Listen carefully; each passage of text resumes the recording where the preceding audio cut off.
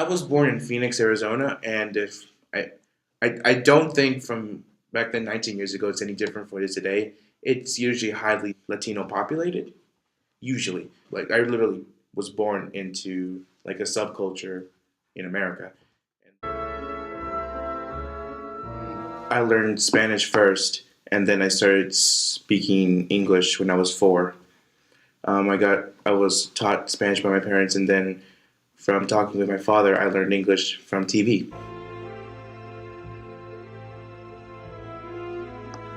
They viewed it the same, but if I were to put it in sort of a scale, it would lean more towards English because, to be completely honest, and they understand this, living in the United States, knowing English is probably the most important thing for survival.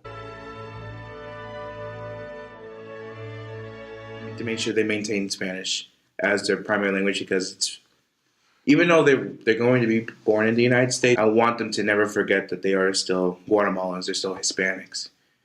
And I know it's kind of weird when I say just because you know the language doesn't make you full Hispanic. I feel like language is the first step into kind of immersing into a culture. Even though I knew English, I was pretty much new.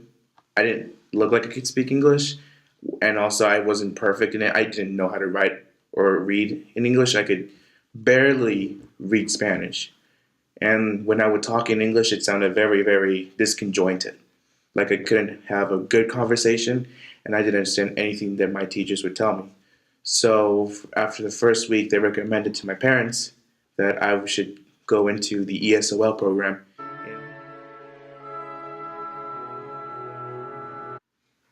I don't think I'm necessarily at 100% in all of them. For the speaking, it's actually a medical condition. In terms of writing, I think I still have a bit of a long way to go. I'm learning right now that I haven't got any, like all the tips from high school, and I'm trying to relearn them and reevaluate them here in college.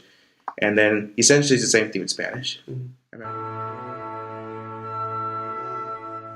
My parents thought that my Spanish would come back by itself.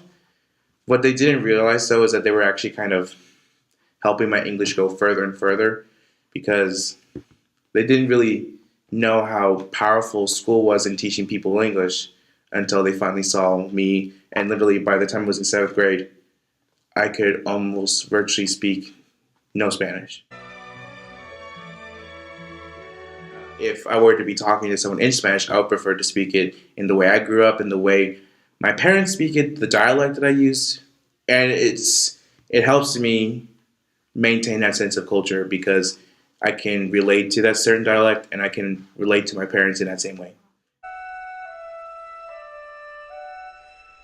It was always Spanish and it was never formal. Never. Never.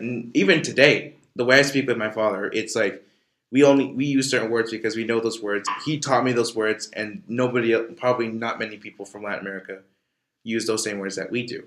Even certain curse words or swear words or even colloquial terms. It's a great step forward to learning that culture. I don't think at this moment I'm too involved with my parents' native culture because one, my parents wanted me to get the full American experience, and also my parents told me some very difficult times that they had, and they wanted me to understand that Guatemala and the United States are two completely different worlds. And to be honest, they would prefer for me to have the American culture just because it's so important now, especially now in the modern era. But it's literally the only thing I have in this world besides them. Well, actually, culture is family where I come from. Culture is family, and without family, you have nothing.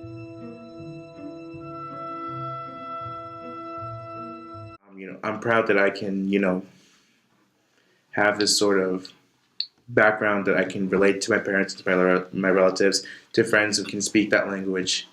And I just see myself as, literally two halves of a whole person.